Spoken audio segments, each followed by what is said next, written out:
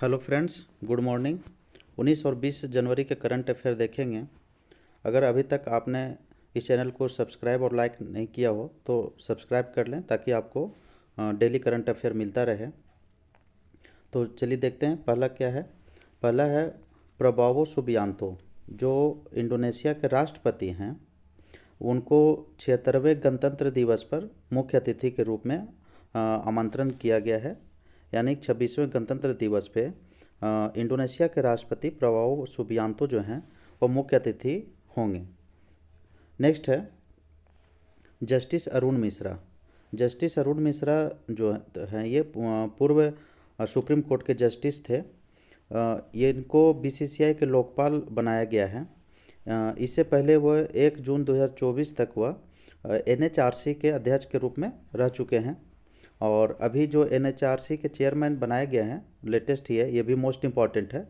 Justice V Rama Subramaniam को NHRC का chairman बनाया गया है। तो जस्टिस अरुण मिश्रा को बीसीसीआई के लोकपाल बनाया गया है। नेक्स्ट है राष्ट्रीय खेल पुरस्कार जो है वितरण किया गया है, जिसमें मेजर ध्यानचंद खेल रत्न पुरस्कार 4 खिलाड़ी को दिया गया है। डी गुकेश भारतीय ग्रैंड मास्टर हैं, चेस प्लेयर हैं। दूसरा है मनु भाकर, शूटिंग प्लेयर हैं ये। तीसरा है हरमनप्रीत सिंह, जो हॉकी के गोलकीपर थे और कैप्टन भी थे ये। और प्रवीण कुमार, जो पैरा एथलीट थे। तो इन लोगों को जो है मेजर ध्यानचंद खेल रत्न पुरस्कार दिया गया है। हरमनप्रीत सिंह जो है वो अब कैप्टन है हॉकी इंडिया का। नेक्स्ट है इसी में अर्जुन अवार्ड जो है 34 खिलाड़ियों को दिया गया है, जिसमें 17 पैरा एथलीट हैं। अर्जुन अवार्ड से नवाजे गए खिलाड़ी जो हैं 34 हैं, जिसमें 17 प्लेयर ऐसे हैं जो पैरा एथलीट हैं। और द्रोणाचार्य अवार्ड 5 को दिया गया है। 5 यह जो है वह कोच को दिया जाता है, जिसमें 5 कोच को दिया गया है। एक साल में मैक्सिमम 5 को ही दिया जा सकता है। और अगर यूनिवर्सिटी की बात करें तो नेशनल स्पोर्ट्स प्रमोशन अवार्ड जो है वो दिया जाता है मौलाना अब्दुल कलाम आज़ाद ट्रॉफी 2024। तो इसमें चंडीगढ़ यूनिवर्सिटी को ओवरऑल विनर के रूप में चयन किया गया है। और दूसरे पर हैं, मतलब फर्स्ट रनर हैं लवली प्रोफेशनल यूनिवर्सिटी, और सेकेंड रनर है गुरु नानक देव यूनिवर्सिटी। तो ये था नेशनल खेल अवार्ड से।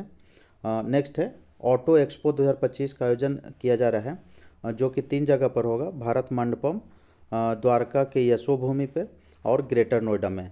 तो ऑटो एक्सपो 2025 का आयोजन 3 जगहों पर इस साल हुआ है, जिसके उद्घाटन पीएम मोदी जी के द्वारा किया गया है। नेक्स्ट है स्वामित्व योजना। यह जो योजना है यह 2021 में लॉन्च किया गया था। 9 राज्यों में यह पायलट के रूप में शुरुआत किया गया था। अभी तक के इसमें लगभग 31 राज्य और यूटी शामिल अब इसको कर लिया गया है, शामिल कर लिया गया है। इसके ज़रिए क्या होगा कि ड्रोन तकनीक के ज़रिए ज़मीनों की मैपिंग और मालिकों का रिकॉर्ड तैयार किया जाता है, और उन लोगों को उसका सर्टिफिकेट दिया जाता है, मतलब ज़मीन का कागजात दिया जाता है। इसका फुल फॉर्म है survey of villages and mapping with improvise technology in villages area.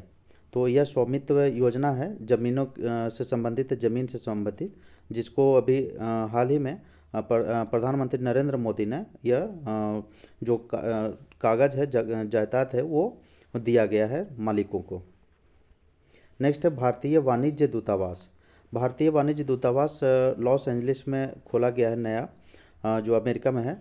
यह भारत का 5वां वाणिज्य दूतावास होगा अमेरिका में। नेक्स्ट है भारत की ग्रोथ रेट का पूर्वानुमान जो है आईएमएफ रिपोर्ट के जरिए लगाया गया है कि 2025-26 में भारत का ग्रोथ रेट क्या रहेगा। तो जो कि 6.5% के हिसाब से 2025-26 का ग्रोथ रेट का अनुमान लगाया है, जो कि विश्व में सबसे तेज़ ग्रोथ रेट होगा। और दुनिया का ग्रोथ रेट अगर देखा जाए तो 3.3% इसमें होगा। आईएमएफ का पूरा इतिहास जानते हैं क्या है। तो आईएमएफ का फुल फॉर्म हुआ अंतर्राष्ट्रीय मुद्रा कोष। इसका हेड क्वार्टर जो है वाशिंगटन डीसी में है। इसका फॉर्मेशन हुआ था 1 जुलाई 1944 को। अभी तक के जो मेंबर्स हैं इनके आईएमएफ का, वो 191 कंट्री है, मेंबर कंट्री। और इसका जो अभी मैनेजिंग डायरेक्टर है मैनेजिंग डायरेक्टर कौन है? तो यह क्रिस्टलिना जॉर्जीवा है। मैनेजिंग डायरेक्टर कौन है? तो क्रिस्टलिना जॉर्जीवा। और यह जो आईएमएफ रिपोर्ट जारी करती है, वर्ल्ड इकोनॉमिक आउटलुक जारी करती है, मोस्ट इंपॉर्टेंट है। एग्जाम में पूछ लिया जाता है कि वर्ल्ड इकोनॉमिक आउटलुक किसके द्वारा जारी किया जाता है? तो यह आईएमएफ होगा। नेक्स्ट है पहला खो खो वर्ल्ड कप। पहला खो खो वर्ल्ड कप हो रहा था दिल्ली में। तो इसमें पुरुष और महिला दोनों वर्ग में भारत ने यह जीत लिया है, यानी वर्ल्ड कप विजेता, खो खो का वर्ल्ड कप विजेता पुरुष और महिला वर्ग में भारत ही रहा है। हराया किसको है? तो दोनों वर्ग में यह महिला को ही हराया, ये नेपाल को हराया है। तो इम्पॉर्टेंट है, मोस्ट इम्पॉर्टेंट। नेक्स्ट है Donald Trump. Donald Trump news में है क्योंकि ये अमेरिका के 47वें राष्ट्रपति के रूप में यह आज शपथ लेंगे। और इनकी पार्टी की बात करें तो यह रिपब्लिकन पार्टी से आते हैं। पूछ लेता है एग्जाम में किस पार्टी से संबंधित है, तो रिपब्लिकन पार्टी से संबंधित है, जिसका कार्यकाल 4 साल का होगा। अमेरिका का राष्ट्रपति का कार्यकाल 4 साल का ही होता है, जबकि भारत में राष्ट्रपति का कार्यकाल 5 साल का होता है। और अमेरिका में ऐसा व्यवस्था है कि कोई भी व्यक्ति केवल 2 बार ही राष्ट्रपति बन सकता है, तो यह ध्यान रखिएगा।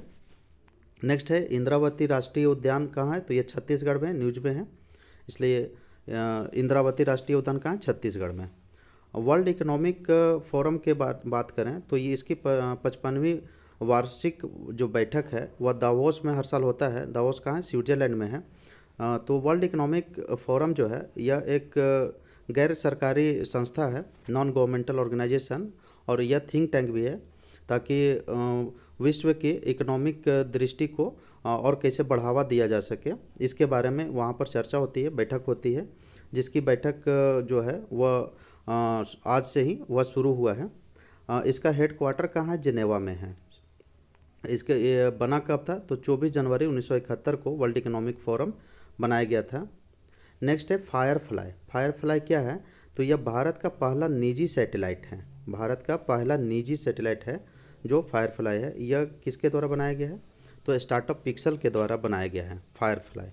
तो यह था 19 और 20 जनवरी के मोस्ट इम्पॉर्टेंट करंट अफेयर जो एग्ज़ाम में आने की पूरी संभावना है। चलिए मिलते हैं नेक्स्ट वीडियो में। बहुत बहुत धन्यवाद।